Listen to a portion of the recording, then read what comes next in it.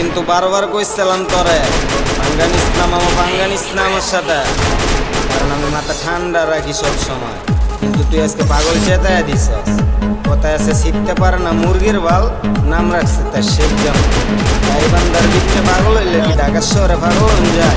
আজকে পাগল কয় প্রকার তোরে আজকে বুঝিয়ে দিব। ওয়েট কর।